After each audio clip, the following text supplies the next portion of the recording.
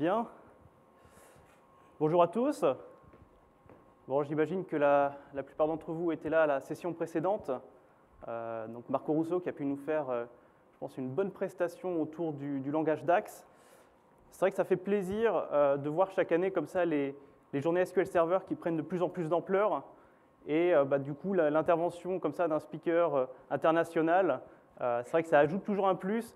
Le but, c'est toujours de garder quand même un événement en français, en France avec des sessions en français, mais avoir une personne comme ça qui intervient sur un sujet bien précis sur lequel il est identifié comme expert mondial, c'est vrai que ça ajoute quelque chose à l'événement et c'est quelque chose dont on peut profiter. Donc j'espère que ça se refera dans les années suivantes, dans les prochaines éditions de l'événement. Alors on va rester un petit peu dans le même sujet, SACS tabulaire. Là où, avec une approche un peu différente, c'est-à-dire que là où Marco avait, alors bien sûr ça ne fonctionne pas, là où Marco avait plutôt fait un focus autour du langage DAX, nous on va plutôt parler de tout ce qui est modélisation, bonne pratique de développement en général. On va quand même refaire une introduction rapide sur le modèle, le but c'est pas, on n'est pas dans une session de découverte du modèle, mais vraiment orienté bonne pratique. Donc on est en niveau 300, on ne va pas refaire les bases, la création de A à Z, toutes les fonctionnalités. Par contre, quelles sont dans la vraie vie, dans un projet, les bonnes pratiques à appliquer, que ce soit côté infrastructure, sizing, que ce soit côté modélisation, que ce soit les stratégies de partitioning, de processing. Et en fin de session, on fera un petit tour de la boîte à outils tabulaire que l'on peut avoir avec les outils annexes qui ne sont pas fournis avec SQL Server, mais qui peuvent vous aider dans le développement de votre projet. Ah, ça fonctionne. Alors, je me présente rapidement, Aurélien Coppel, donc je suis responsable technique de compte chez Microsoft. Je suis plus précisément dans l'équipe Premier ADM. Donc, pour ceux d'entre vous qui ne connaissent pas cette équipe, on intervient auprès des clients Premier Microsoft autour de 3 axes. Premier axe, ça va être alors, toujours autour des technologies dev Microsoft, dev au sens large, donc .NET, Dynamics, SharePoint, SQL BI. Et donc, les 3 axes d'accompagnement sont à la fois la montée en compétences des équipes, soit via la création d'ateliers spécifiques techniques, via l'accompagnement sur site avec des ingénieurs terrain chez nous qui s'appellent les PFE et qui viennent accompagner nos clients. Le deuxième axe, ça va être toute la partie application de bonnes pratiques. On va vérifier que les bonnes pratiques sont appliquées chez nos clients via des audits. Alors, ça peut être des audits de plateforme, mais dans le contexte dev, c'est aussi des revues de code. Revues de code .NET, revues de projets SACS ou SSIS. Et le troisième axe, c'est autour des process. S'assurer qu'on a des process bien en place chez nos clients autour de la gestion du cycle de vie d'application, ALM par exemple, ou encore qu'il y ait des frameworks de sécurité qui soient bien mis en place pour sécuriser les développements tout au long du cycle de vie du projet. Je vais laisser la parole à Benoît qui va se présenter et présenter sa société. Bonjour, enchanté, Benoît Girard. Donc, je suis responsable d'un centre de service chez 3WS. Dans mon parcours de la galaxie BI Microsoft, ça fait bientôt depuis 2006 que je pratique ce type de technologie. Et puis là, depuis quelques temps, depuis 2-3 ans, je pratique aussi du ClickView et du Cognos pour un peu voir aussi ce qu'on fait dans d'autres mondes. Voilà, donc je vais présenter un peu plus 3WS. 3WS est une structure de 25 collaborateurs qui existe depuis 2004 et qui, depuis 2007, est Gold BI Partner. Alors bien sûr, on peut faire de l'intégration de projets en mode forfait ou régie, mais on peut aussi héberger des offres BI en cloud. On est associé en fait à une société mère qui est capable aussi d'héberger des offres BI en cloud. Ça, c'est une première approche. Et on a une deuxième approche aussi. On va faire de la e-réputation. Donc c'est aussi pour ça que je suis là, parce qu'on travaille actuellement sur un modèle tabulaire où on va structurer de la donnée non structurée. On va crawler des sites web pour pouvoir voir en fin de compte quelle est la tendance qui est perçue pour un produit donné. Donc ça sera une offre en mode SaaS qui sera mise sous forme de cloud. Voilà. Donc c'est aussi pour ça que j'interviens dans cette session, c'est qu'on a l'occasion de travailler avec le modèle tabulaire d'Analysis Services pour ce produit. Ouais, donc un retour terrain efficace. Voilà. Merci Benoît. Alors le slide auquel vous n'allez pas couper dans toutes les sessions, C'est important, donc on remercie nos sponsors sans qui rien n'aurait été possible aujourd'hui. C'est important de le faire parce qu'en plus la plupart d'entre eux sont des fidèles de l'événement, on les retrouve chaque année et c'est grâce à eux qu'on a aujourd'hui l'amphi, qu'on a le moyen technique, les screencasts qui vont être mis sur le site du GUS et puis toutes les petites restaurations que vous pouvez avoir pendant les pauses. Donc voilà, merci à eux. Bien. Passons donc au vif du sujet. Passons à vif du sujet. On va d'abord faire une petite introduction au tabulaire, un bref rappel sur ce qu'est le tabulaire et les principes fondateurs du moteur. Cette slide, je m'excuse pour ceux qui l'ont déjà vu 200 fois depuis les 2 dernières années, c'est bien possible. Pour ceux qui le découvrent, SSAS, donc Analysis Services Tabulaire, SSAS, je vais y arriver, 2012, est donc composé de deux parties assez distinctes qui sont à gauche le moteur multidimensionnel classique, entre guillemets, que vous avez l'habitude de manipuler depuis SQL 7.0. On ne va pas revenir dessus. Et celle qui va nous intéresser aujourd'hui, c'est la partie tabulaire sur l'écran en droit à droite que j'ai entouré, et plus particulièrement la partie X-Velocity, le moteur dont parlait Marco Russo tout à l'heure. À savoir qu'il y a également Direct Query qui est disponible, qui est un autre mode où la donnée ne va pas être stockée directement dans le moteur Analysis Services, mais Analysis Services va plus passer de passe-plat en fait, des requêtes utilisateurs vers directement la base source qui va être sollicitée. Là, dans le cas de tabulaire, par exemple, on peut recommander des utilisations de bases relationnelles du coup assez costauds pour pouvoir avoir ce genre de requêtes qui lui sont passées, donc typiquement avec des parallèles de Tabarous. Il y a des sessions beaucoup plus spécialisées sur ce sujet, donc je vous renvoie à ces sessions-là. Donc aujourd'hui, on focus sur le X-Velocity. Quels sont les principes fondateurs du moteur? Le moteur, le mot-clé, quand il a été designé, ce qu'avaient les équipes produits en tête, c'est performance. Performance, performance, performance, performance. Quitte à faire des compromis. Le but, c'est d'avoir, pour les utilisateurs qui vont parcourir votre modèle, la performance maximale de requêtage. Quitte à avoir un temps de process un peu plus long. Il faut trouver des compromis. Certaines opérations qu'on ne va pas faire à la volée, mais qu'on va plutôt préparer pendant le process du modèle. Mais pour in fine toujours avoir le temps de parcours le plus performant possible. On a des améliorations par rapport à ce qu'on avait en termes de performance dans Multidim. Marco en a parlé un petit peu tout à l'heure, notamment si on peut penser au parcours au niveau les plus fins des hiérarchies, quand on a des dimensions assez grandes et qu'on a des niveaux fins assez peuplés, on aura une meilleure performance. Quand on parlait tout à l'heure, Marco parlait des distinct quant, là aussi vous avez une amélioration des performances par rapport à ce qu'on pouvait avoir en multidim. Et dernier aspect, Benoît en parlera tout à l'heure, mais la partie many-to-many qui est également plus performante en tabulaire. Et oui, on peut faire du many-to-many en tabulaire. Autre point qui devrait plaire à ceux qui faisaient du multidim auparavant, c'est l'agilité du modèle. On est dans un modèle qui va être beaucoup plus agile que ce qu'on pouvait avoir en multidimensionnel. En multidimensionnel, rappelez-vous, quand vous changez dans une dimension, vous rajoutez des nouveaux attributs, vous allez certes reprocesser cette dimension, mais pas seulement. Vous allez devoir reprocesser derrière les différentes tables de faits, les différents groupes de mesures qui sont liés. Alors, imaginons que vous ayez à peu près 10 ans d'historique. Voilà, le process va être un petit peu fastidieux. Alors, il sera possible, mais c'est juste que ça prendra un petit peu de temps et on perd un petit peu le côté agile. L'avantage du moteur tabulaire de ce point de vue, c'est l'agilité. On charge une table, la table est indépendante. On change une dimension, on charge cette dimension. On n'aura pas besoin de recharger toutes les autres tables. On aura juste un process recalc qui s'assurera à la fin du process que l'ensemble du modèle est toujours cohérent. Mais voilà, on n'a pas cette contrainte de tout recharger en cas de modification du modèle.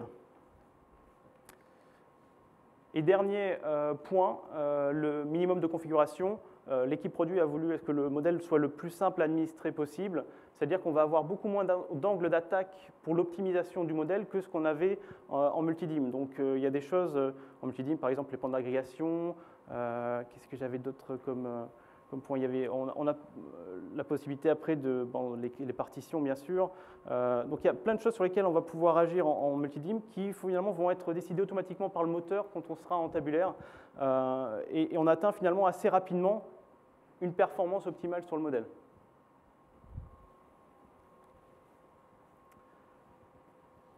Alors zoomons un petit peu sur ce moteur X-Velocity. qui est le moteur en mémoire. Alors en fait, on dit souvent moteur en mémoire, en colonne et compressé de Microsoft. Donc X-Velocity, c'est un terme un petit peu générique.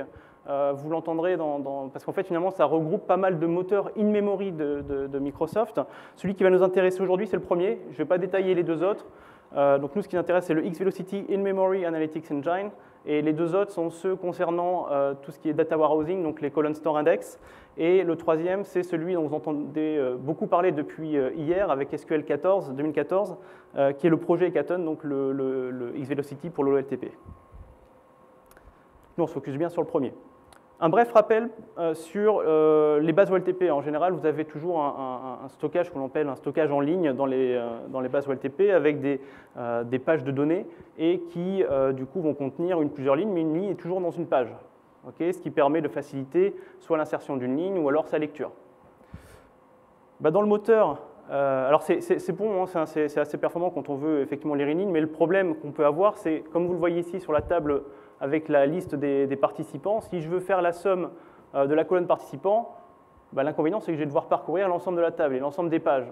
Donc du coup, forcément, ça va être un petit peu fastidieux. On va avoir un résultat, mais ça prendra un certain temps en fonction du nombre de pages. Le moteur... stockage en colonne. Le moteur X-Velocity, lui, va avoir un autre mode de stockage. Il va stocker en colonne. Ce stockage en colonne va permettre de faciliter l'agrégation sur ces colonnes. Okay, donc finalement, c'est beaucoup plus optimisé pour le reporting que pouvait l'être le stockage en ligne classique. Bon, si après vous devez relire l'ensemble de la ligne, là, vous n'allez pas avoir vraiment d'optimisation. Mais pour une colonne bien précise, là, ça prend tout son sens. Donc j'ai dit en mémoire, en colonne, et la dernière partie, c'est compressé. Le moteur va fonctionner en plusieurs étapes pour pouvoir compresser les données. La première étape va consister à encoder ces données. Donc, sur la gauche, vous avez les valeurs brutes, hein, les valeurs telles qu'elles sont dans la base de données, hein, telles que vous les chargez. Et ces données, on va les convertir, donc c'est l'étape d'encoding, on va les convertir en entier. Même si à la base, on avait déjà une valeur numérique, on va reconvertir cette valeur dans un numérique le plus petit possible. Je vais vous faire un exemple juste après. Et une fois qu'on aura converti ça en entier, on aura après une compression par segment qui va s'appliquer. Cette phase d'encoding, elle va pouvoir se faire de deux façons différentes.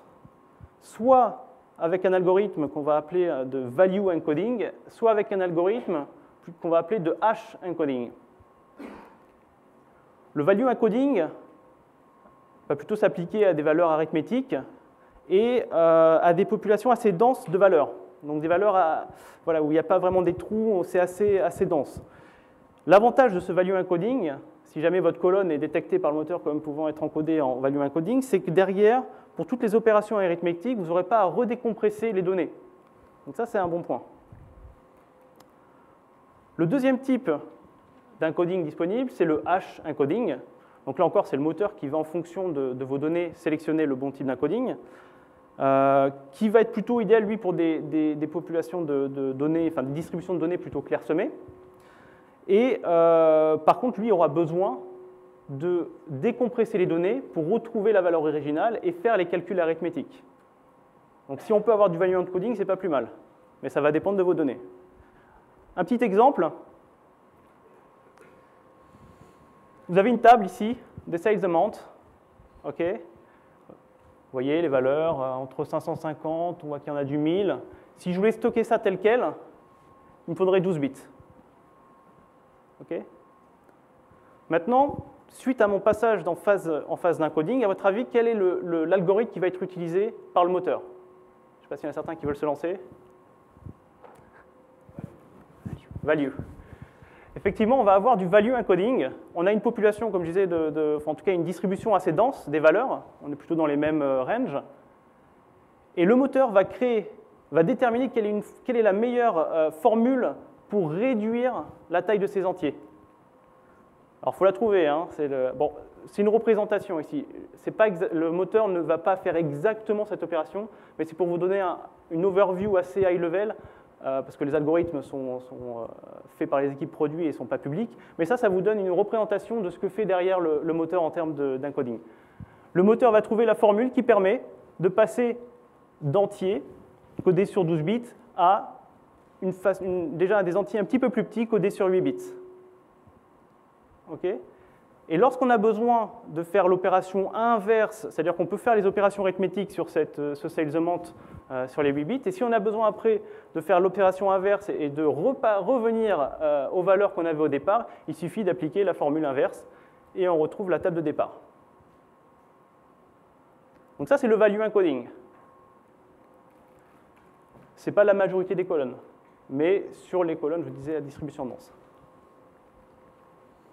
Sur cette colonne, on ne va pas pouvoir faire de value encoding. On pourrait, mais vous voyez que déjà là-dessus, on a du 1, on a du 2, et après on a 2 milliards, ou je ne vais pas calculer le nombre de zéros. Il faudrait 31 bits pour le stocker. Donc là, ça ne va pas être vraiment rentable de faire du value encoding dessus. Ce qu'on va plutôt faire, c'est du hash encoding. Et le hash encoding va être finalement une table de référence des différentes valeurs. Le 0, le data ID 0 sera la valeur 1, le 1 sera la 2, et la 2 sera le 2 milliards. Et là, il n'y a plus que besoin de 2 bits pour stocker cette structure. Dernier exemple, avec une chaîne de caractères, là, on n'a pas trop le choix, il n'y a même pas de question à se poser, on va passer directement en hash encoding. Et pareil, avec juste 2 bits nécessaires pour réaliser cette opération. Enfin, pour stocker, pardon, ces informations. Donc au final, une table qui, en entrée, pouvait ressembler à ça, va en sortie de la phase d'encoding être exclusivement à base d'entiers sous cette forme-là. Alors vous remarquez au passage que la date derrière est stockée sous forme d'entiers et de valeur numérique en tout cas, et va pouvoir être après facilement compressée en value, en type de value encoding.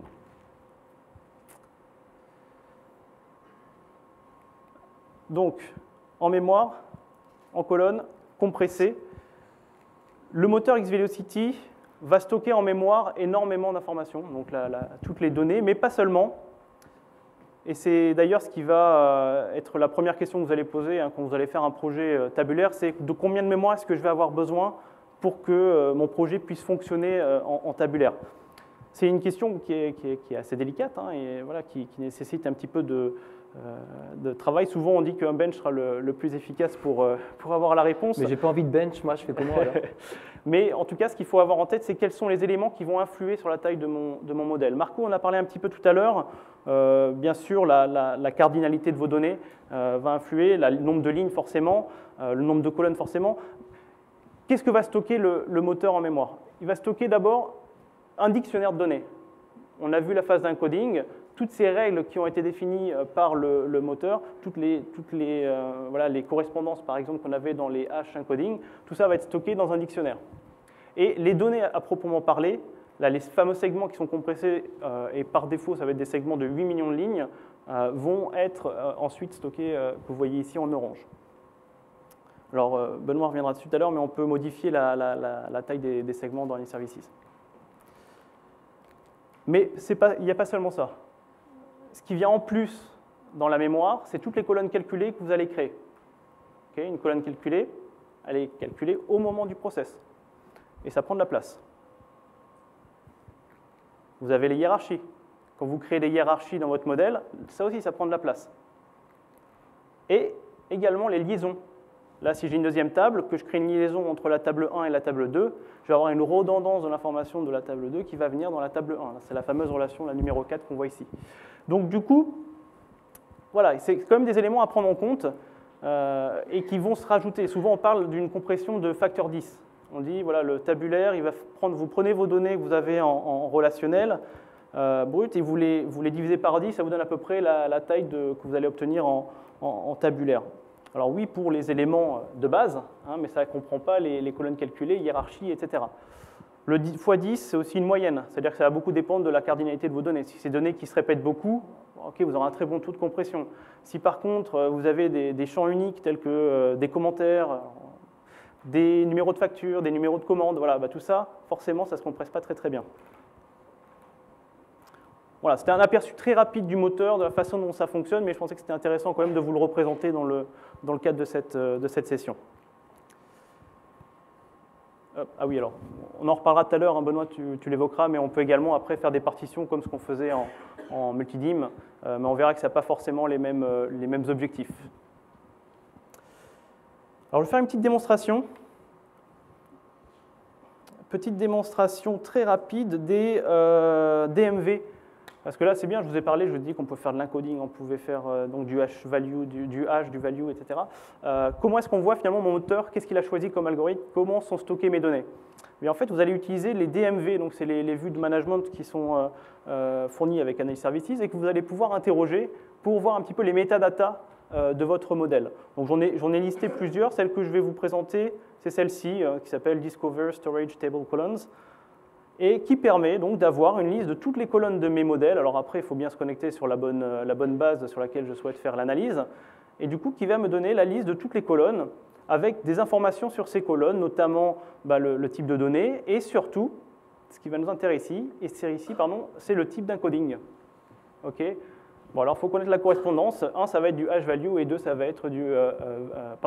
je vais y arriver. Le 1, ça va être du hash encoding et le 2, ça va être du value encoding. Vous aurez traduit. Et puis vous pouvez retrouver toutes les informations, notamment sur la taille du dictionnaire qui peut être très importante si vous devez analyser un modèle et savoir quel est ce qui prend le plus de place en mémoire. C'est grâce à ça que vous allez pouvoir avoir ces informations. Ou aux outils connexes qu'on va vous montrer en fin de session. Voilà, c'était juste pour vous montrer rapidement ce point-là. Pour poursuivre sur la partie, on va rester un petit peu, on avait un peu fait l'introduction à cette partie infrastructure malgré tout là, dans le moteur. Pourquoi est-ce qu'on fait du in-memory? Pourquoi est-ce que le in-memory est à la mode depuis ces dernières années? Tout simplement parce qu'on peut se le permettre. Avant, la mémoire coûtait tellement cher qu'on ne pouvait pas tout stocker dedans. Aujourd'hui, la donne a un petit peu changé et on peut trouver des serveurs. Alors là, ce slide, je dis aujourd'hui, en fait, il date de l'année dernière. Donc du coup, le serveur qui l'année dernière à 50K proposait 256 Go de RAM, extensible à 2 Tera. Donc imaginez déjà un petit peu le nombre de modèles que vous allez pouvoir, ou en tout cas le nombre de lignes que vous allez pouvoir insérer dans ce modèle, ça a encore diminué aujourd'hui. Donc du coup, voilà, ça devient de plus en plus possible de stocker. Quand je vous disais l'année dernière qu'on pouvait avoir des centaines de gigabytes de modèles mis en tabulaire, enfin en tout cas de données mis en tabulaire, aujourd'hui on peut aussi aller plutôt vers le Tera. Tout dépend du serveur que vous avez derrière. Alors quels sont les 3 critères importants que vous allez devoir prendre en compte pendant le sizing de votre serveur? Enfin, en tout cas, les 3 points que vous allez regarder, c'est la RAM, le processeur et le disque. La RAM, c'est le point numéro 1. C'est essentiel puisque c'est là-dedans qu'on stocke les données. On en a parlé tout à l'heure, je vais revenir après, mais c'est le premier point. Deuxième point, les processeurs, surtout pour les phases... c'est beaucoup utilisé pendant les calculs, quand on a des compressions de données. Maintenant que vous avez vu un petit peu comment fonctionne l'encoding, vous comprenez qu'on a besoin de processeurs. Les disques, c'est un petit peu moins primordial, en tout cas pour la partie requêtage. Par contre, ça a du sens d'avoir des disques assez puissants quand on fait du process. C'est ça qui va permettre d'accélérer le process, puisqu'on a beaucoup d'IO, ou quand on restart le service, Analysis Services. Du coup, comme après, il va falloir remonter en mémoire les modèles et donc aller les chercher sur disque. Là aussi, on va avoir besoin d'un petit peu de sollicitation de disque. Mais en tout cas, pour la performance de requêtage, ce sera les 2 premiers qui seront les plus essentiels. Alors, j'ai remis dans ce slide, mais on en a parlé un petit peu juste avant. Quels sont les facteurs qui influent sur la mémoire, la RAM qui est utilisée? Donc, nombre de colonnes, cardinalité, type de chaque colonne et nombre de lignes. Donc s'il y a des colonnes dont vous n'avez pas besoin, enlevez-les de votre modèle. Ça ne sert à rien de le surcharger et puis d'avoir un truc qui va prendre plus de place en mémoire que nécessaire. Pareil pour les nombres de lignes, si vous n'avez pas besoin d'avoir toutes les données, filtrez sur les années qui sont intéressantes ou d'autres critères. Et enfin, donc pendant le process, tout à l'heure j'ai dit qu'il y avait un facteur 10 de compression, mais on va pas, imaginons qu'on ait un modèle de 100 gigas, imaginons qu'on ait 100 gigas en base. Si ça se compresse, disons, divisé par 10, on arrive à 10 gigas. Ne partez pas sur un projet avec 10 gigas de RAM. Okay, non seulement parce qu'il y a les objets dont je parlais tout à l'heure qui se rajoutent, mais également parce que pendant le process du modèle, vous allez avoir exactement comme en multidim, la construction d'un deuxième modèle en parallèle. Donc pendant que le deuxième se construit, le premier est toujours requêtable. Okay, et au moment où le deuxième a fini, hop, on a l'inversion et donc le deuxième qui devient disponible. Donc ça veut dire que vous devez avoir, en théorie, 2 fois la place nécessaire en mémoire pour stocker les 2 modèles pendant le processing. Et l'impact des colonnes calculées, Je crois que Benoît, tu viens de souvenir un petit peu J'en tout à l'heure parlerai dessus tout à l'heure pendant sur le la fin. processing, mais effectivement, ça a un impact non négligeable sur le temps de process, surtout si vous le faites sur des colonnes calculées sur les tables de fait, à éviter. Mieux vaut le faire en amont quand c'est du calcul ligne à ligne. Le processeur, je vous ai remis quelques conseils issus de white papers d'architecturing tabulaire. Bon, le nombre de processeurs, effectivement, il va falloir avoir un nombre important de processeurs, et sur chaque processeur, on recommande entre 8 et 16 corps, avec un minimum de sockets et des fréquences situées entre 2,8 et 3 GHz. La taille du cache L2, Marco vous a montré pourquoi tout à l'heure, mais ça va être excessivement important également pour la performance de requêtage. Le processing, j'en parle pas tout de suite, Benoît l'évoquera tout à l'heure dans sa partie, mais effectivement on aura deux cœurs qui seront utilisés pour chaque tâche de processing, une pour lire les données et un pour les encoder. Alors suite à cette petite partie sur l'infrastructure, passons à la modélisation. Bon, je vais commencer cette partie modélisation et tu prendras la suite après, Benoît. Moi, je vais vous présenter un grand classique du décisionnel, l'étoile vs le flocon. Voilà. Le star schéma, le snow schéma. Donc la bonne nouvelle, c'est que vous pouvez faire les deux avec du tabulaire, c'est supporté. Vous allez pouvoir le faire via l'interface graphique. Ça, c'est un Je bon ne point. commande pas, c'est une private joke, vous comprendrez juste après l'histoire de l'interface graphique. Si vous laissez quelqu'un libre cours à son imagination, ça c'est issu d'un vrai cas, vous allez vous retrouver à peu près avec ce genre de modèle. Donc c'est un super snowflake à 5 ou 6 étages, bref. Vous allez pouvoir quand même créer, alors ça ne respecte pas la bonne pratique de Marco, hein, des 30 tables, remarque je n'ai pas calculé, mais on ne doit pas être loin quand même. Voilà, en gros ce que je veux dire c'est que vous pouvez faire ce que vous voulez avec ce modèle en termes de nombre de tables ou de liaisons. Vous allez, tant que vous êtes en snowflake, super snowflake, vous allez pouvoir le faire. Mais ce n'est pas forcément la bonne pratique. C'est ça aussi le but de cette session, ce n'est pas de vous dire ce qu'on peut faire, mais c'est surtout de vous dire dans la vraie vie, voilà ce qui est un petit peu problématique ou qui n'est pas forcément recommandé. Si vous avez le choix, on n'a pas toujours le choix, mais si vous avez la possibilité de partir sur un modèle en étoile plutôt qu'un modèle en flocon, c'est ce qu'on va vous recommander. Pourquoi? Tout simplement parce que, alors on n'a pas toujours le choix, hein. Si vous avez des tables de fait qui ne sont pas la même granularité, vous allez être obligé de séparer. Là-dessus, il n'y a pas de débat. Par contre, quand vous pouvez rester en étoile, ça, permet d'avoir un modèle plus lisible, mais ça j'allais dire, c'est quelque chose d'assez général, hein, c'était valable aussi en multidim, mais surtout, ça permet aussi de profiter d'une propriété qui est l'auto-existe. Je ne sais pas si vous l'avez déjà vu, peut-être que vous l'avez vu en action sans savoir vraiment le nom que ça avait, mais je vais vous le montrer dans un exemple tout à l'heure, ça permet quand même de faciliter la sélection par les utilisateurs. Et cet auto-exist permet aussi d'améliorer les performances sur certains cross-joins qui peuvent être relativement complexes. Si vous avez des tables de dimensions qui sont assez grosses, quand vous allez croiser ensemble des champs, potentiellement, vous pouvez, sur des grosses mesures, hein, des formules de calcul un petit peu compliquées, vous pouvez avoir parfois des meilleures performances lorsque vous êtes en étoile, donc avec une seule table pour une dimension donnée. Et enfin, ça permet de créer des hiérarchies, puisqu'en fait, si vous avez des tables qui sont séparées en Snowflake, vous allez être obligé de créer des colonnes calculées pour aller ramener dans la même table tous les éléments d'une même hiérarchie, pouvoir créer la hiérarchie dans l'interface. Du coup, ça crée des colonnes calculées, donc on surcharge le modèle pour rien et le temps de process sera plus long. Donc si vous êtes en étoile, vous avez aussi la possibilité plus facilement de créer cette hiérarchie. Alors je vais faire une rapide petite démonstration sur ce modèle. Hop, on va passer dans mon modèle tabulaire. Donc j'ai repris un modèle AdventureWorks que j'ai un petit peu simplifié. Vous avez à gauche ma dimension temps, le calendrier, au milieu ici ma table de fait, et j'ai deux dimensions produits. Une dimension en étoile, donc c'est une vue produit qui regroupe toutes les catégories, enfin toutes les informations sur le produit dans la même table, et j'ai la même en Snowflake, avec le produit, sous-catégorie de produit et catégorie de produit. OK ? Maintenant, je vais me connecter avec un Excel à ce modèle qui est déjà déployé. Voilà, j'ai un Excel qui est déjà connecté à ce modèle. Et je vais voir un petit peu le comportement qu'a le Excel quand je vais naviguer dans ces hiérarchies. Si je prends, on va commencer par le Snowflake. Imaginons que j'ai choisi la modélisation Snowflake, que je sélectionne mes catégories. Si je glisse juste en dessous mes sous-catégories, je vois qu'en fait, le modèle pour l'instant, ne va pas vraiment faire le filtre des sous-catégories par rapport à mes catégories. Vous voyez qu'il fait toutes les combinaisons possibles de sous-catégories avec les catégories. Donc, je n'ai pas en dessous des accessoires, je peux retrouver très bien des vélos comme des accessoires, et ainsi de suite. Si je veux que finalement le filtre ait lieu, il faut que je place une mesure, et c'est au moment où je vais placer une mesure que je vais avoir une évaluation des lignes vides, donc des blanks, qui vont être retirées de l'affichage et du coup qui vont me permettre d'avoir cette répartition qui, là, ce coup-ci, respecte bien ma hiérarchie. Mais je suis obligé du coup de sélectionner une mesure pour le faire.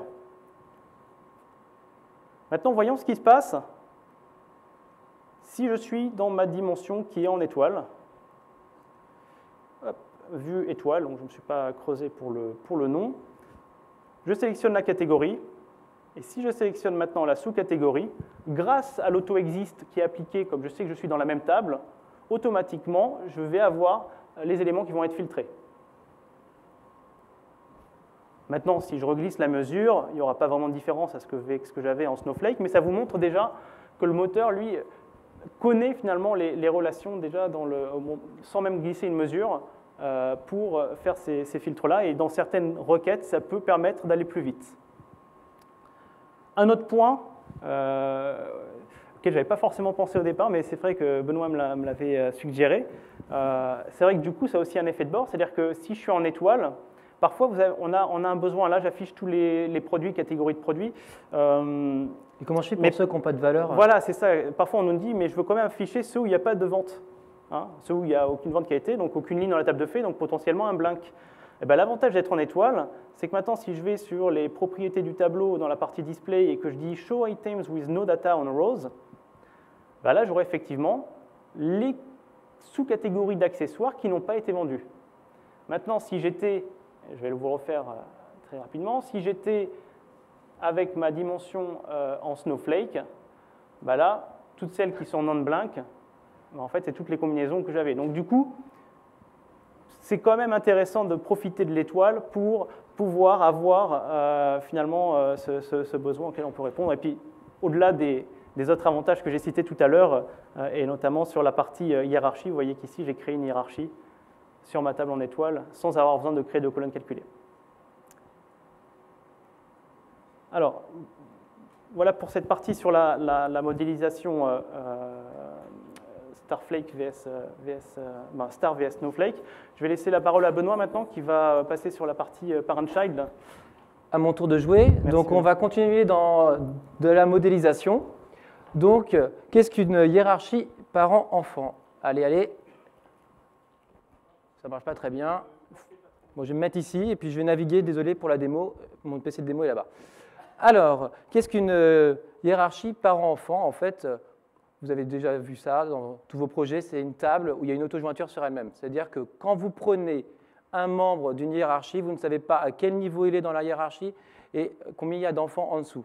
Donc comment c'est matérialisé? Vous avez une colonne qui est souvent key et vous avez une autre colonne qui est parent key. Donc il y a une auto-jointure. Et donc de par sa construction, on ne connaît pas au moment du process du modèle le nombre de niveaux qu'elle peut contenir. Il suffit qu'on rajoute une ligne avec une valeur pour la key et une valeur pour le parent key, et on peut créer un nouveau niveau. D'accord? Donc ça, c'est l'histoire des hiérarchies parent-enfant. Alors, grande question, est-ce que le modèle tabulaire permet de gérer ce type de modélisation? Allez, réponse. Allez, ça ne veut pas. On va passer avec le clavier. Eh bien non, du moins si, du moins avec l'interface utilisateur, ça va être compromis. Donc, vous allez devoir utiliser du DAX. Vous allez tout de suite améliorer vos connaissances en DAX. Vous allez très vite chercher sur Internet, dans les bases de connaissances Microsoft, sur quelles fonctions DAX utiliser pour pouvoir permettre à vos utilisateurs préférés l'utilisation de hiérarchie parent-enfant. Alors, nous avons deux cas possibles. Nous avons le cas numéro 1, qu'on va essayer toujours de conseiller à nos utilisateurs, c'est le fait de mettre à plat la hiérarchie, c'est-à-dire de créer autant de niveaux que possible. Donc si on a une hiérarchie où il y a une branche qui fait 5 niveaux, on va essayer de mettre toutes les branches de notre hiérarchie sur 5 niveaux. Ça s'appelle mettre à plat ou levéliser. Ça, c'est une... Comment? Comme en multidim, finalement. Exactement. Là, je ne révolutionne rien. Je vous montrerai quand même comment on peut le faire en DAX, comme on est un peu là pour ça. Le multidim, c'est classique. Maintenant, le tabulaire, c'est ce qui est un peu... C'est pour ça aussi que vous êtes là aujourd'hui. Donc ça, c'est le cas 1. Moi, bon, vos utilisateurs, ils vont vous dire, oui, mais moi, j'ai envie, dans mon tableau croisé dynamique, que quand je clique sur tel membre, qui est au niveau 2 de ma hiérarchie, je n'ai pas envie de voir son nom qui se répète. Concrètement, je vous montrerai tout de suite après. Avoir une hiérarchie déséquilibrée avec une répétition des membres, ce n'est pas super sexy. Les utilisateurs, ils veulent uniquement que la hiérarchie s'arrête au niveau 2 pour telle partie. Bon, et bien, ça va être le cas numéro 2. Et bien sûr, je le ferai dans le cadre de la démo, sinon ça ne servirait à rien. Et bien, je pars sur la démo. Désolé, ça... vous m'entendez toujours? Hop. Je pense que tu pourras diffuser du coup là-dessus. Je vais te mettre. Voilà, tu peux changer s'il te plaît. Voilà. Donc ici, nous avons notre modèle AdventureWorks préféré. Donc nous retrouvons bien notre clé de l'employé, sa clé parent. Bon, après, diverses informations que j'ai masquées pour la lisibilité du schéma. Donc simplement ce que j'ai fait, une colonne calculée. Bon, on oublie, il faudrait faire ça dans la requête, parce que c'est pas compressé, n'est-ce pas? Merci Aurélien pour l'introduction. Alors, donc là, j'ai ma clé parent. Quelles sont les fonctions DAX qui vont me permettre d'arriver à utiliser ce type de table? Donc déjà, la première chose qu'on va mettre en place, c'est utiliser une fonction qui s'appelle pass. C'est une fonction qui va permettre de recréer toute l'arborescence du point où on est situé. Donc, je vais vous le faire devant vous. Donc, on va utiliser comme entrée la clé et comme deuxième entrée la clé parent. Bon. Et typiquement, si on est au niveau le plus haut de la hiérarchie, donc c'est là où on n'a qu'un seul point, donc Ken, c'est en fin de compte le manager, c'est le big boss. Il est au niveau le plus haut. Et on va pouvoir voir en fin de compte qu'on va retrouver tous nos niveaux, ainsi de suite. Donc si on va au niveau en dessous, c'est ceux qui ont par exemple 2 positions. Et regardez, derrière, qu'est-ce que j'ai fait? J'ai utilisé une fonction qui s'appelle passItem, qui permet, grâce comme input, le chemin qui m'a été donné, récupérer la clé de chacun des niveaux. OK? Donc là, on fait ça step by step, mais après, l'idée, c'est que quand vous serez à l'aise, vous faites ça en une seule formule. Donc là, l'idée de la démo, c'est de montrer toutes les étapes intermédiaires. Donc on va faire ça pour toutes les colonnes. Donc on va devoir levéliser. Donc là, malheureusement, on va devoir se dire notre niveau va contenir jusqu'à 5-6 niveaux. Donc on va créer toutes les colonnes nécessaires, toutes les colonnes calculées. Et ainsi de suite. D'accord? Donc, j'enlève mon filtre sur le PC Pass. Donc l'objectif, c'est pour tous les membres recréer l'arborescence. Bon, très bien, j'ai récupéré les clés du parent, du moins du level 1, du membre, par exemple, Greg Alderson. Très bien, j'ai récupéré la clé du membre 2, j'ai récupéré la clé du membre 3, et ainsi de suite. Qu'est-ce que je vais faire derrière? Je vais faire un lookup value. C'est une fonction un peu comme à la Excel. Pour une clé, je vais récupérer le valeur. Et je vais pouvoir, en fin de compte, construire derrière tous mes niveaux. D'accord? Alors après, la petite astuce, c'est que si je fais ça, mes utilisateurs ils vont me dire « Oui, mais au milieu de ma hiérarchie, j'ai des blancs, je ne suis pas super satisfait, j'aimerais répéter le nom du membre si jamais je suis à un niveau 2 de ma hiérarchie, par exemple. » Donc là, je vais vous montrer. Ici, ça s'arrête au niveau 4. Et je vais répéter Taylor au niveau 5. C'est une petite astuce, on peut laisser blanc si les utilisateurs sont prêts à vouloir du blanc, mais souvent, quand on dit mettre à plat une hiérarchie, on va répéter le nom des membres. Bon, très bien, donc là, j'ai mis à plat ma hiérarchie. Bon, là, je l'ai fait en DAX. On aurait pu très bien le faire en requête SQL pure traditionnelle avec des CTE, par exemple, et en plus, on aurait gagné en compression parce que ceci n'est pas compressé. Souvenez-vous de ce que vous a dit Aurélien, c'est hyper important. Et puis le temps de process. Et au temps de process, alors ça je vous en dirai tout à l'heure, 2 petits mots. Donc je suis ici, donc là vous voyez j'ai mon tableau croisé dynamique, j'utilise la mesure qui a été fournie avec AdventureWorks, et puis je vais naviguer dans mon modèle. Bon, très bien. Et là, en fin de compte, Ami, en fin de compte, il s'est arrêté dans mon arborescence. Il s'arrête au niveau, il se répète en fin de compte. Les utilisateurs ils vont dire non, mais moi, je n'ai pas envie que Ami se répète, ça me perturbe. Moi, je veux que quand je suis sur AMI, je ne puisse pas dérouler de hiérarchie en dessous. AMI n'a pas d'enfant concrètement, donc et on n'a pas besoin de le répéter. Bon, vous êtes bien embêtés. Mais bon, heureusement, il y a toujours du DAX, hein, c'est simple. Avec un peu de compréhension, hop, on va récupérer une mesure qu'on va fabriquer en DAX pour fabriquer cette... elle est où? Elle est juste en dessous. Je l'ai masqué. Bon. Tu cherches le min, c'est ça? Comment? Tu cherches les min nodes? Ouais, je le cherche, ma mesure, qui doit être quelque part. Elle a dû partir quelque part dans l'espace intergalactique. Ah là là là là. Bon, ce qui est important surtout de retenir, hein, c'est surtout le fait que voilà, tu puisses appliquer après une formule DAX pour masquer les niveaux vides, hein, c'est bien ça? Exactement. Et en fin de compte, on aura le comportement suivant. Bon, bah, AMI, en fin de compte, ne pourra plus se déployer. On le verra plus se répéter. Par contre, on verra et puis quand on déploie, on voit Aurélien et Benoît. Ah, tu es arrivé dans la base AdventureWorks, bon, c'est la petite blague. Mais c'est vraiment l'idée, c'est qu'on n'a pas pu déployer AMI comme dans le précédent exemple. D'accord? Donc ça, c'est un comportement, là, ça demande un peu de gymnastique pour y arriver.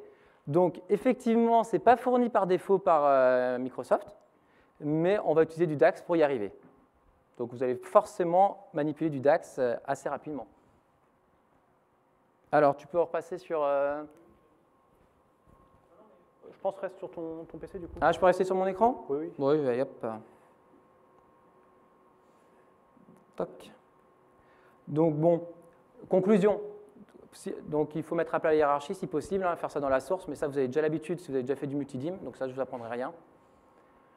Alors important, c'est surveiller le temps d'exécution des requêtes, surtout dans la partie 2.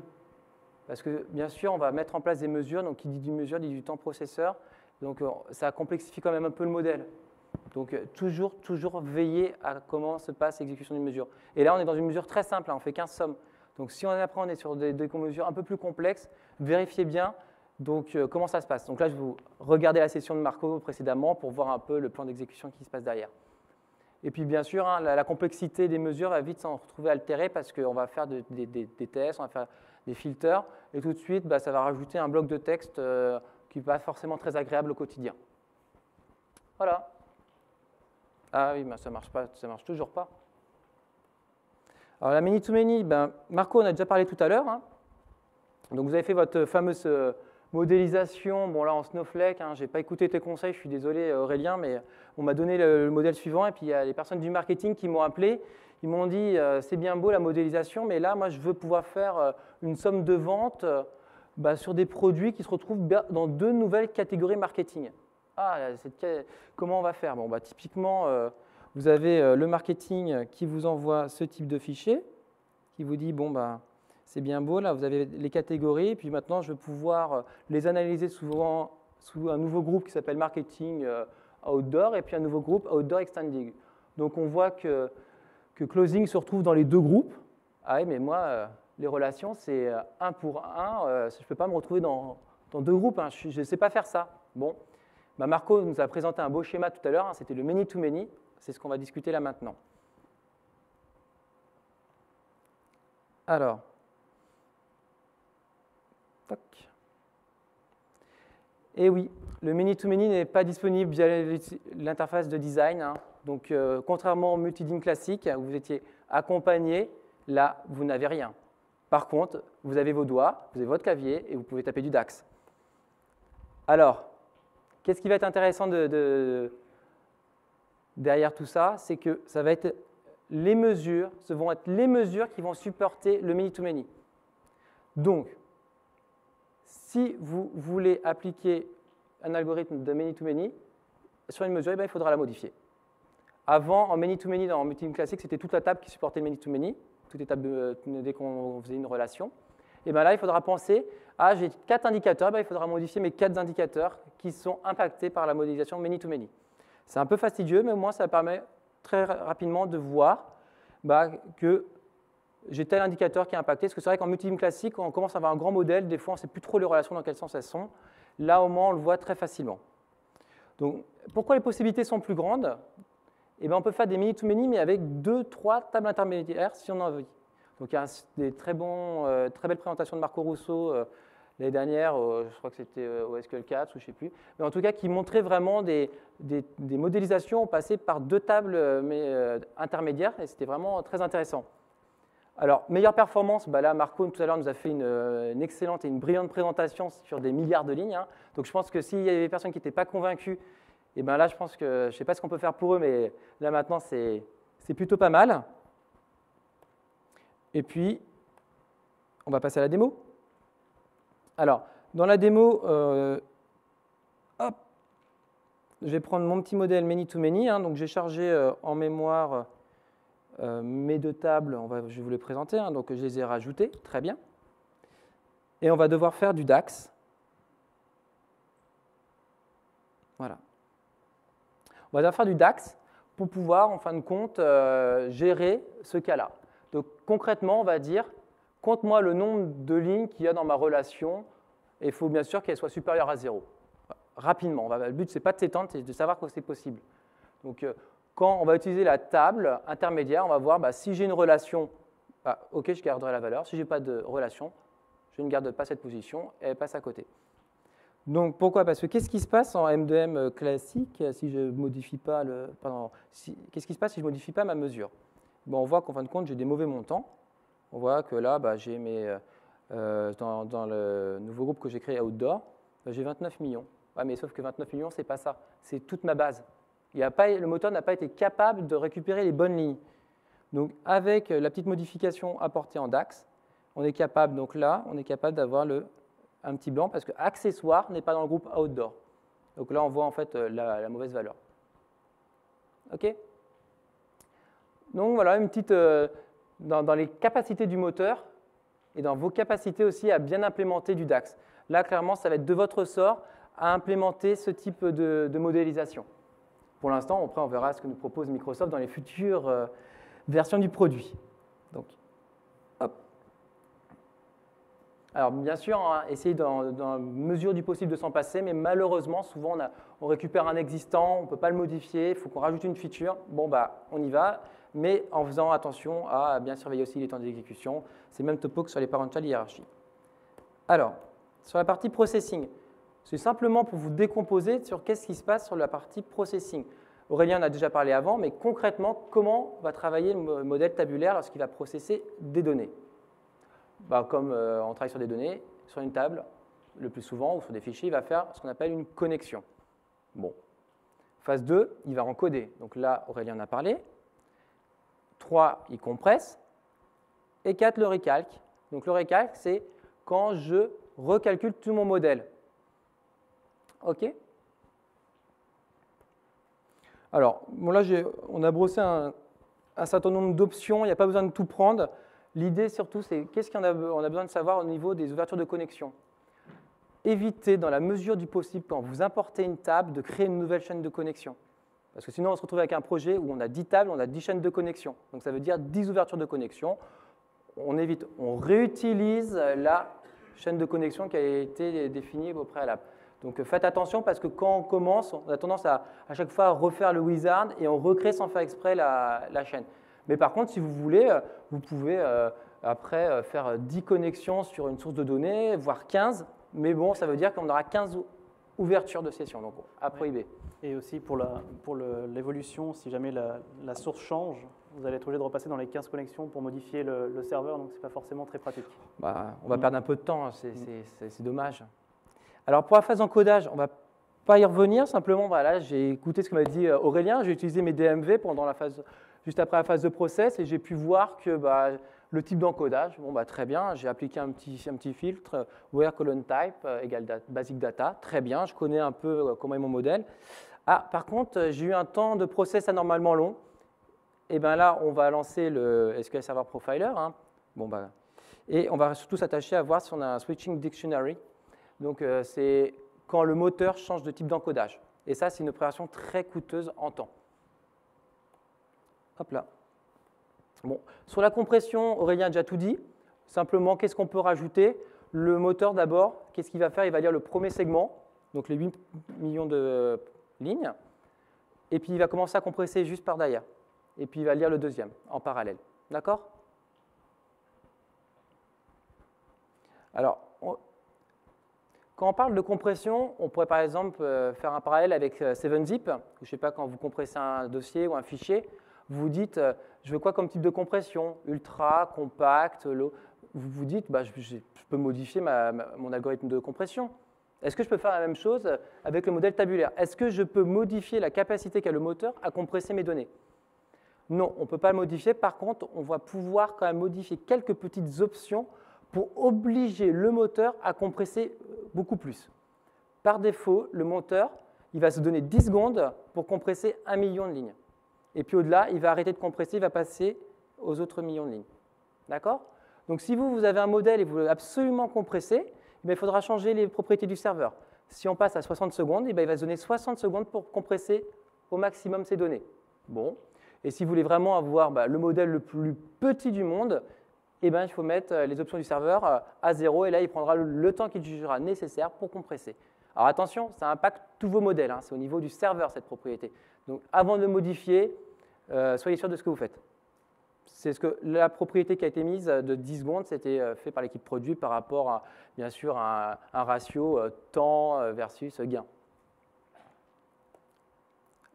Le process recalc, alors là, on fait exprès de vous le redire, mais c'est hyper important dans un modèle tabulaire, c'est attention aux colonnes calculées. Ça a un énorme impact lors du process recalc. On est au niveau de la ligne, et il va faire, pour chaque ligne, il va les évaluer pour pouvoir, en fin de compte, en retirer la valeur.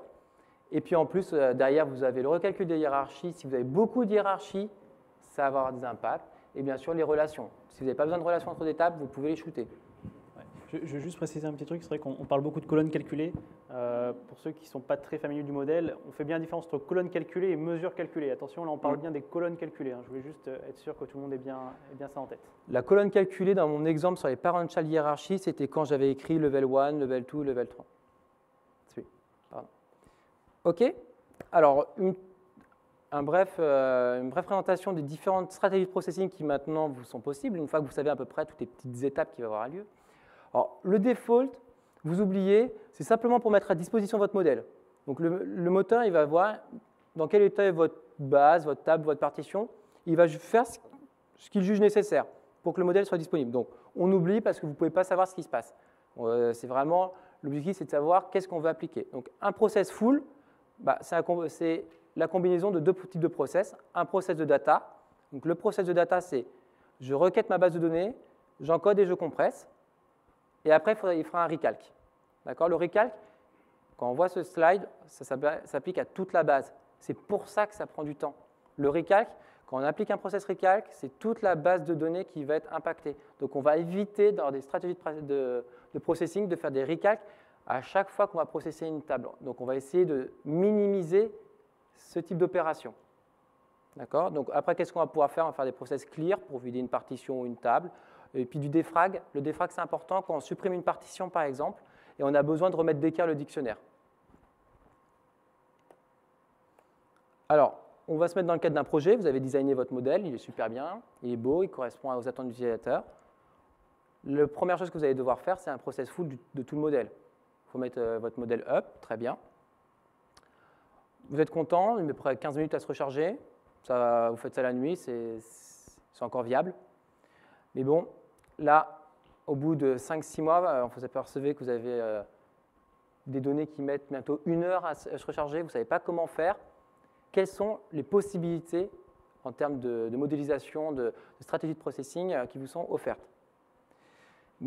Déjà, partitionner. On verra après derrière comment partitionner, mais c'est comme dans du SQL Server classique. On va pouvoir faire des tranches de données et on va processer uniquement les tranches de données qui ont été impactées. Pas la peine de reprocesser les données de 2011 quand on travaille sur des données de 2013. D'accord? Et puis derrière, faire le process recalc. Attention, sans process recalc, derrière un process data, votre modèle n'est pas up. C'est important parce qu'on peut s'orienter, on fait un process data, on s'arrête. Non, il faut aussi derrière recalculer tout ce qui a été mis dans le modèle. Alors, il y a aussi une possibilité, comme en multidim classique, c'est le process add.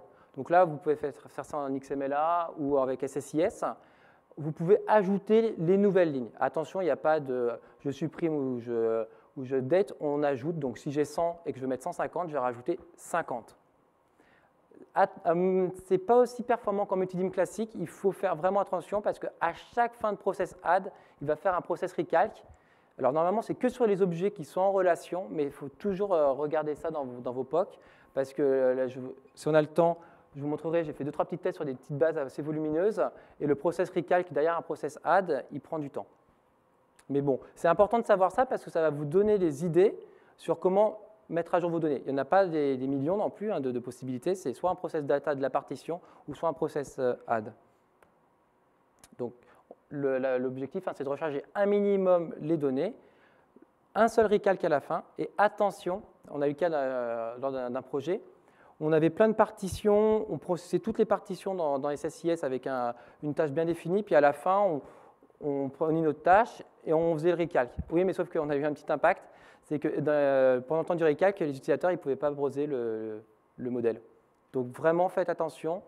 Dans vos commandes XML, vous faites tout dans une seule transaction. Dans une seule transaction, c'est batch en fin de compte. Il faut que tout soit dans le même batch.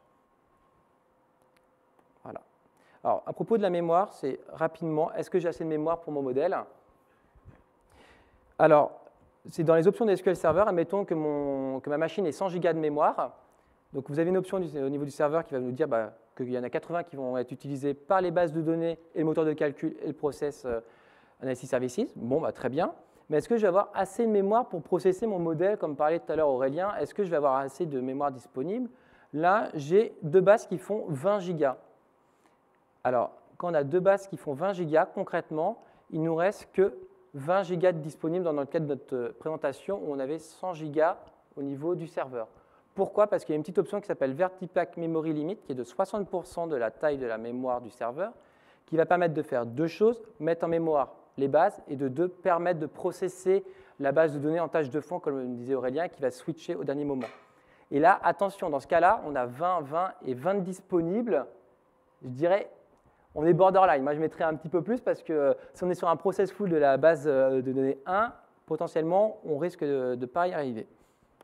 Donc, c'est très important de se projeter dans le processing. Alors, sur le partitionnement par rapport à Analysis Services multidim classique, ça n'améliore pas les requêtes, on va le dire d'emblée. Dans multidim classique, le moteur a été capable d'aller requêter les données là où elles étaient en fonction des partitions. Là, ce n'est pas l'objectif. On est vraiment dans un objectif de management de données. L'objectif, c'est de faciliter la mise à jour des données au quotidien. Donc, on va se créer des partitions par mois, par année, pour n'avoir à recharger que ce dont on a besoin. D'ailleurs, évitez de trop faire de partitions, car vous risquez de fragmenter aussi vos données. Vous allez créer trop de segments, et derrière ces segments, en fin de compte, le moteur, au lieu d'avoir la donnée tout de suite à disposition, il devra aller de segment en segment, ce qu'il faudrait éviter. Alors, il y a un avantage aussi, c'est que ça permet de faire des unions de tables. Admettons, on a tous eu le cas d'une modélisation où on ne voulait pas acheter un Windows SQL Server Enterprise, on a créé une table FACT 2004, FACT 2005, FACT 2006, bon, on a tous vu au moins ça. Et bien, avec cette fonction de partition, et bien, on peut changer la table de données source et on peut faire rapidement une union de tables de même structure. Et en plus, n'importe quel type de table peut être partitionné, contrairement à du multidim classique où il n'y avait que table de fait. Là, on peut même partitionner les tables de dimension. Mais il y a cette notion de dimension de table de fait n'existe plus trop, mais on les voit quand même. Alors, sur la partitioning, j'avais simplement une petite démo pour vous montrer un process add. Bon, en fait, j'avais un petit script de XML où j'avais rajouté 1000 lignes. Bon, il est 12h57, je vais le lancer. On verra, hop là, je vais me reconnecter. Mais je peux vous montrer par contre le temps en fin de compte que peut prendre. J'ai fait deux tests. J'ai fait un test sur 1000 lignes. Donc j'ai une base de données AdventureWorks que j'ai un peu augmentée. Je l'ai passée, alors si on regarde par année, à quelques millions de lignes. Elle fait à peu près 20 millions de lignes maintenant au final. Et on s'aperçoit que bon, sur des petites volumétries, un process add, ça n'apporte pas grand-chose par rapport à un process data plus recalc du modèle. Bon, process data de la partition, j'entends bien. Par contre, quand on commence à avoir un peu plus de volumétrie au quotidien, et bien là, on a gagné 10%. Alors, quand j'ai fait cet exercice-là, j'ai regardé le modèle de Microsoft et j'avais une colonne calculée en plein milieu de mon modèle au niveau d'une table de fait. C'était la grosse margine. C'était le prix, du moins le chiffre d'affaires moins le coût de vente. Elle a été calculée au niveau colonne. Et ben, je peux vous assurer que le temps de process était de 15 minutes. Là, je l'ai supprimé, mais sinon, il était de 19 minutes. Donc là, je suis sur une petite volumétrie. Donc, c'est vraiment attention à l'impact des colonnes calculées. C'est vraiment, quand je me suis amusé à faire cet exercice, derrière, je me suis dit, mais il faut faire hyper attention aux colonnes calculées. Et aussi, donc là, la grosse margine, vous la passez tout de suite en mesure. Ouais, sur les tables de fait, effectivement, où on a beaucoup de lignes dans ces tables. Voilà. Alors, donc, bon, de toute façon, je l'ai dit, c'est simplement une redite pour bien asseoir les choses. Alors, par contre, attention par rapport au multidim classique. En multidim classique, on avait l'habitude de processer en parallèle des partitions d'une même table. Là, il faut oublier, on ne peut pas. Donc, on processe partition par partition quand on est dans une même table. Par contre, on peut processer en parallèle plusieurs partitions de tables différentes. D'accord ? C'est une petite notion. Il ne faut pas non plus, parce que quand on commence à designer l'application, il ne faut pas non plus se projeter sur des fonctionnalités qui ne sont pas présentes. Voilà. Alors, n'oubliez pas le process diffrag. Quand on supprime une partition, le modèle est toujours disponible, mais il faut quand même un peu recalculer le tout. Alors, dans la boîte à outils. Oui, donc le but de la boîte à outils, en fait, c'était de vous aider pour vos projets. C'est des fonctionnalités qu'on présente là. Je fais juste l'introduction, je te laisse présenter les helpers après. Mais l'idée, c'est quoi? C'est vous donner des outils qui ne sont pas livrés avec SQL Server, mais que vous pouvez télécharger gratuitement sur le web, Codeplex ou d'autres sites. Pourquoi je prenais la parole? Juste pour préciser, d'un point de vue éditeur, que ces outils-là ne sont pas supportés officiellement par Microsoft. Qu'est-ce que ça veut dire? C'est-à-dire que si jamais, pour une raison X ou Y, vous avez une anomalie due à l'utilisation de ces composants, vous ne pourrez pas être supporté par l'éditeur, par Microsoft. Par contre, ce qu'on pourra vous demander, c'est peut-être de faire marche en arrière. C'est-à-dire que toujours avant d'utiliser ces outils-là, de faire un backup avant l'utilisation de fonctionnalités de ces outils, pour être capable de revenir en arrière sur le modèle si jamais le support venait à vous demander de revenir et de ne plus utiliser cet outil. Bon, c'est assez rare, mais ça peut arriver, donc je préférais donner ce petit disclaimer avant. Alors, le fameux BitsHelper que vous devez sans doute connaître, il a des fonctionnalités pour le modèle tabulaire. Qu'est-ce que ça va apporter vraiment d'important? Bon, le Smart Diff, ça permet de comparer des modèles, c'est un mode XML, ça marche très bien. Mais c'est surtout des actions, parce que le modèle tabulaire actuel ne supporte pas les actions comme on pouvait l'avoir dans Analysis Services classique multidim. Ça peut faire des dossiers. Dans Excel, vous pouvez regrouper les mesures dans des dossiers, les attributs de membres aussi dans des dossiers. Alors attention, validez toujours le fonctionnement avec PowerView si PowerView est un de vos requêteurs, parce que les dossiers ne sont pas compatibles avec PowerView. Donc attention un peu aux effets de bord qu'on peut avoir. Puis après, donc là, le IMemberIf, dans ma démo, j'ai fait du DAX, mais on pourrait utiliser cette propriété aussi de cacher le membre parent s'il porte le même nom ou s'il est blanc, une petite chose dans ce genre-là. Ça marche, mais voilà, moi j'ai fait une présentation, on va dire, pure de l'implémentation. Là, avec ce type de fonctionnalité, on peut arriver à exactement le même résultat. Et puis alors, Sync Description, ça peut être intéressant si vous avez des personnes qui aiment bien mettre des commentaires sur les noms des champs, et bien on peut les synchroniser avec les colonnes, et derrière, dans PowerView, vous pouvez récupérer la description du champ de la base de données. Voilà. Merci, à ton tour. Merci Benoît. Les quelques autres outils qu'on a pu noter, moi il y en a un que j'aimais bien, qui était le BISM Normalizer, qui est disponible sur Visual Studio Gallery, qui permet de faire des comparaisons de modèles. Donc si vous travaillez dans une équipe agile, ou en tout cas à plusieurs peut-être sur un même modèle, ça vous permet de faire des fusions de modèles SSS tabulaires et de choisir dans quel modèle vous gardez quelle formule ou quel attribut qui a été rajouté. L'autre cas d'utilisation que j'ai trouvé intéressant de cet outil, on parle souvent de Power Pivot qu'on peut importer dans un modèle tabulaire. On va faire un import du Power Pivot et ça va nous créer le modèle tabulaire directement. Ça, c'est bien la première fois. Bon, la deuxième fois, si on fait évoluer entre-temps le Power Pivot, mais qu'on ne souhaite pas tout perdre de ce qu'on avait fait dans le Analysis Services, du coup, cet outil va nous permettre de fusionner les deux. Donc ça peut être intéressant également. Voilà. L'idée, ce n'est pas de vous faire une démonstration de chaque outil, mais vous donner cette boîte à outils avec les liens qui seront dans le screencast. Vous pourrez les récupérer quand le screencast sera publié. Un autre outil pour vous aider dans Ah oui, c'est toi qui diffuse. Attends, je passe mais c'est bon. Le DAX Editor qui permet donc faciliter la mise en syntaxe des formules DAX avec une intelligence qui est proposée, etc. Donc ça, c'est dans Visual Studio. Donc c'est quelque chose qu'on installe pour Visual Studio, qui est disponible sur Codeplex. Et vous avez dans le même style l'outil de Marco Russo qu'il vous a présenté tout à l'heure, sur lequel il travaille, donc le DAX Studio, qui lui est dans sa version Excel pour l'instant, et qui permet de lancer les requêtes DAX, et d'avoir des temps comme il vous l'a montré tout à l'heure, des temps d'exécution. Donc ça, c'est aussi le côté sympa de l'outil. Enfin, le dernier outil qu'on a mis dans cette boîte à outils, c'est le BISM Server Memory Report, qui a été créé par Casper Dejonge, qui fait partie de l'équipe Analysis Services à Redmond, dans l'équipe produit.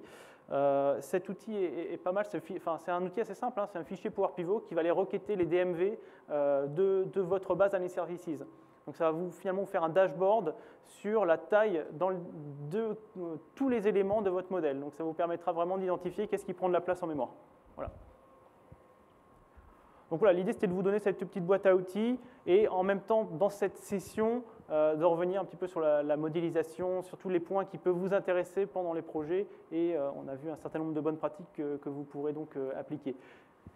Si vous avez des questions, on va rester dans la salle encore un petit peu de temps. On sera également au stand Gus toute l'après-midi, donc vous pourrez venir nous voir et nous poser des questions sur le sujet avec grand plaisir. Merci. Merci.